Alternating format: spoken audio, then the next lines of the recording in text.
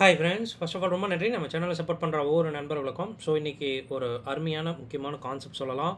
என்ன அப்படின்னா, நம்ம எல்லாருமே கண்டிப்பாக இந்த ஜூன் 4th ஒரு மெகா ஈவெண்ட்டுக்கு நம்ம வெயிட் பண்ணிகிட்டு இருக்கோம்னு தெரியும். ஸோ இந்த ஈவெண்ட்டை எப்படி கொஞ்சம் நல்லா அப்ரோச் பண்ணலாம் அப்படின்றதுக்காக தான். ஸோ ரொம்ப நம்ம போட்டு குழப்பிக்க போகிறதில்ல.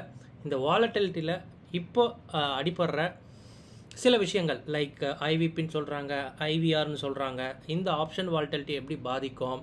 ஸோ கண்டிப்பாக இந்த ஜூன் 4th அன்னைக்கு எந்த இண்டெக்ஸில் நம்ம ட்ரை பண்ணால் ரொம்ப நல்ல ஒரு பெஸ்ட் ரிசல்ட் கொடுக்கும் அப்படின்றத பற்றி தான் ஒரு 3 பாயிண்ட் பேச போகிறேன். ஸோ வீடியோ ரொம்ப இன்ட்ரெஸ்டிங்காக இருக்கும். ஸோ வீடியோ பிடிச்சிருந்தால் கண்டிப்பாக ஒரு லைக் ஒன்று பண்ணிடுங்க. ஸோ வாங்க இப்போ இந்த கண்டென்ட்டை பார்க்கலாம். எஸ் நண்பா, இப்போ மார்க்கெட்டில் ஒரு விஷயம் ஒன்று நிறைய பேரால் பேசப்படுது.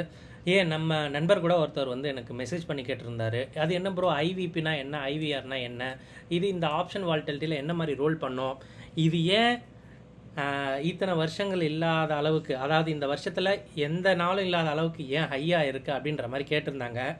ஸோ அவங்களுக்கு ஒரே ஒரு பதில் தான், இந்த ஐவிபியும் ஐவிஆரும் எப்போவுமே மார்க்கெட்டில் இருக்கிற ஒரு விஷயம். ஓகேங்களா? அதாவது இது என்ன அப்படின்னா, ரெண்டுமே வாலட்டைலில் சொல்கிறது தான். ஐவிபின்றது இம்ப்ளைட் வாலட்டிலிட்டி பர்சன்டேஜ்னுவாங்க, ஐவிஆர்ன்றது இம்ப்ளைட் வாலட்டிலிட்டி ரேங்க்குன்னுவாங்க. வேறு எதுவும் கிடையாது.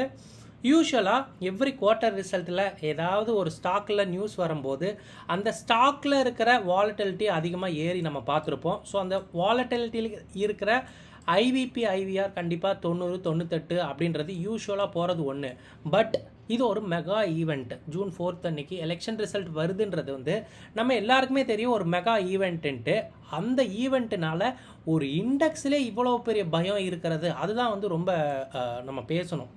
ஒரு ஸ்டாக்கில், ஒரு இண்டிவிஜுவல் ஸ்டாக்கில் அது நல்ல நியூஸாக இருந்தாலும் கெட்ட நியூஸாக இருந்தாலும் ஐவி தொத்திக்கும், வாலட்டிலிட்டி கண்டிப்பாக இருக்கும், அந்த ஸ்டாக் நல்ல ஒரு மூமெண்ட் இருக்கும். இதனால தான் ஸ்டாக் ஆப்ஷனில் ஈஸியாக வாலட்டிலிட்டி தொத்திக்கும். ஓகேங்களா? பட் ஒரு இண்டெக்ஸில் அப்படி கிடையவே கிடையாது. ஏன் அப்படின்னா, அந்த இண்டெக்ஸில் இந்த மாதிரி ஐவிபி ஐவிஆர் ஏறணும் அப்படின்னா கண்டிப்பாக அது ஒரு ஒரு ஒரு எதிர்பார்க்குற ஒரு ஈவெண்ட் இருந்தால் மட்டும்தான். இங்கே நீங்கள் பார்த்தீங்கன்னா லாஸ்ட்டு 2 தான் ஐவிபி ஐவிஆர் கான்செப்டில் இவங்க போட்டிருக்க விஷயங்கள். அதாவது ஒன்றும் கிடையாதுங்க, இது ஒரு பெஞ்ச் மார்க் மாதிரிக்கு. ஓகேங்களா? லாஸ்ட்டு 365 நாளில், ஓகேங்களா, சிம்பிளாக ஒரே விஷயம் தான். இந்த ஐவிபி ஐவிஆர்னால் ஒன்றும் கிடையாது. நிறைய அப்ளிகேஷனில் இது செல் பண்ணுறாங்க.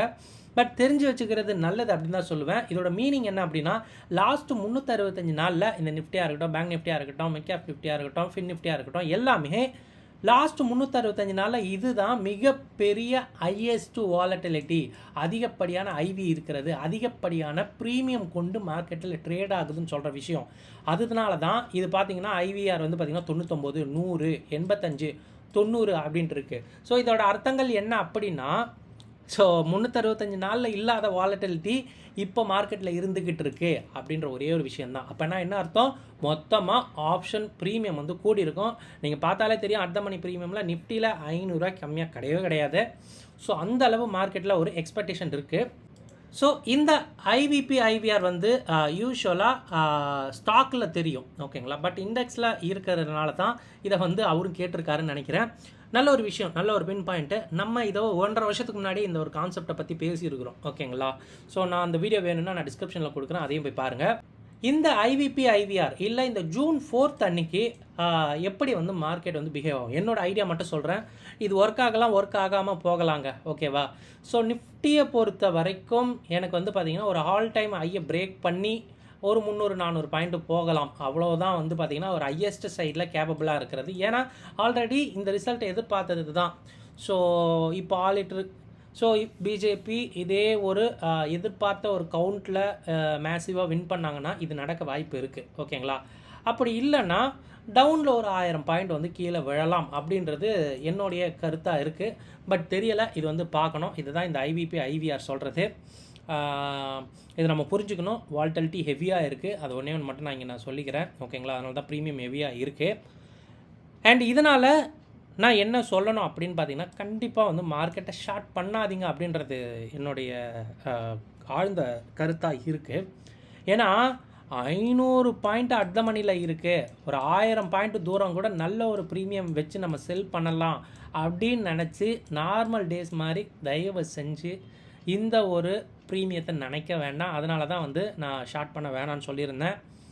ஸோ அப்போ என்ன தான் பண்ணலாம் அப்படின்னா, ஆப்ஷன் செல்லிங் பண்ணக்கூடாதுன்னா, என்னை பொறுத்தவரையும் பண்ணாமல் இருக்கிறது ரொம்ப நல்லதுன்னு சொல்லுவேன். ஓகேங்களா?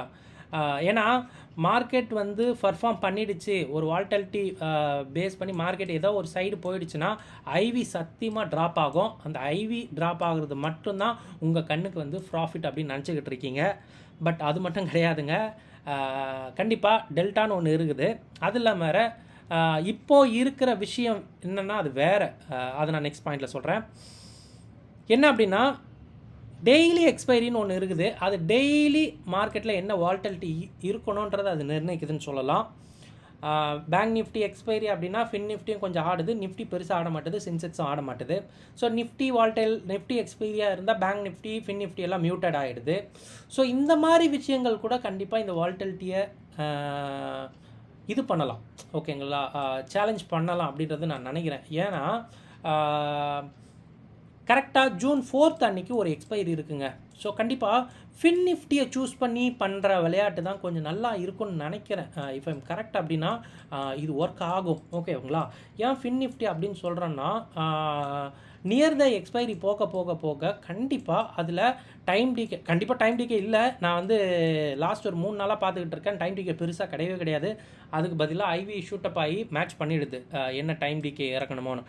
அப்போது இஃப் ஐம் கரெக்டாக அப்படின்னா, செவ்வாய்க்கிழமை ஐவி ட்ராப்போடு சேர்ந்து மொத்தமாக கரையிற ஒரு இண்டெக்ஸ் எது அப்படின்னா கண்டிப்பாக ஃபின் நிஃப்டியாக தான் இருக்கணும். டைரக்ஷனல் வச்சு நம்ம ட்ரேடு எடுத்தோம் அப்படின்னா ஃபின் நிஃப்டியில் மட்டும்தாங்க சூப்பராக எடுக்க முடியும்.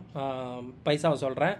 ஏன்னா இந்த வால்டாலிட்டி கண்டிப்பாக செவ்வாய்க்கிழமையோடு இருந்துராது அப்படின்றத நான் நினைக்கிறேன். ஏன்னா புதன்கிழமையும் வந்து கண்டிப்பாக வால்டாலிட்டி இருக்கும். அதுக்கேற்ற மாதிரி ஒரு கேம் விளாடுவாங்க. ஓகேங்களா? ஸோ அப்போ பேங்க் நிஃப்டியில் நம்ம நினச்ச மாதிரி இருக்காது. ஏறின மார்க்கெட்டை இறங்கினாலும் சொல்கிறதுக்கு கிடையாது. அதே மாதிரி நிஃப்டி ஏறினாலும் இறங்கிறதுக்கு சொல்கிறது கிடையாது.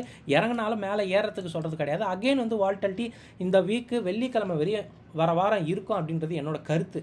அதனால் ஒவ்வொரு நாளும் ஒவ்வொரு மார்க்கெட் வந்து ஒரு சைடு போகிறதுக்கான வாய்ப்பும் இருக்குது. கண்டிப்பாக ஃபின் நிஃப்டி சூஸ் பண்ணுறது நல்ல ஐடியாவாக இருக்கும். ஸோ ட்ரை பண்ணுற ட்ரேடு வந்து என்ன இருக்கணும் அப்படின்னு பார்த்தீங்கன்னா, கண்டிப்பாக ஆப்ஷன் பையிங் போகிறது நல்லது. ஏன் நல்லது அப்படின்னா, கண்டிப்பாக உங்களோட மேக்ஸ் லாஸ் நீங்கள் கொடுத்த அந்த ப்ரீமியம் மட்டுமா தான் இருக்கும். ஸோ அதனால் டெபிட் ஸ்ப்ரெட் யூஸ் பண்ணுறது நல்லது அப்படின்றத நான் நினைக்கிறேன். வேறு எதுவுமே இல்லை. ஏன்னா ஹையஸ்ட் ப்ரீமியம் நீங்கள் கேட்கலாம், கார்த்திக் ஹையஸ்ட் ப்ரீமியமாக இருக்குது என்ன பண்ணலாம்? கண்டிப்பாக நீங்கள் டெபிட் ஸ்ப்ரெட் யூஸ் பண்ணலாம். 1:1 ஒரு பையு ஒரு செல்லு. உங்களுக்கு எங்கே இருக்கோ, உங்களுக்கு எங்கே வாட்டமாக இருக்கோ அங்கே நீங்கள் பார்த்து நீங்கள் பண்ணலாம். நல்ல ஐடியா தான். மார்க்கெட் அதுக்கு மேலே முடிஞ்சாலே டீசெண்டான ஒரு ப்ராஃபிட் எடுத்துகிட்டு வர முடியும். பெருசாக எய்ம் பண்ணணும் அப்படின்னா நீங்கள் நேக்கடாக தான் பண்ணணும். நேக்கடாக பண்ணிங்கன்னா அது போகிறதுக்கும் வாய்ப்பு அதிகமாக இருக்குது. ஏன்னா ஹையஸ்ட் ப்ரீமியம் என்விரான்மெண்ட்டில். இல்லை எனக்கு கம்மியாக கிடைச்சாலும் போதும் அப்படின்னா 1:1 டெபிட் ஸ்ப்ரெட் யூஸ் பண்ணுறது ரொம்ப ரொம்ப ரொம்ப நல்லது இந்த மார்க்கெட்டில். ஸோ இதை தான் உங்களுக்கு சொல்லணும்னு இருந்த ஒரு 3 முக்கியமான பாயிண்ட்டு. ஐவிஆர் ஆல்ரெடி மார்க்கெட்டில் இருக்கிறது அண்ட் மார்க்கெட்டை ஷார்ட் பண்ண வேணாம். இந்த மாதிரி டெபிட் ஸ்ப்ரெட்டாக போகிறது ரொம்ப நல்லது.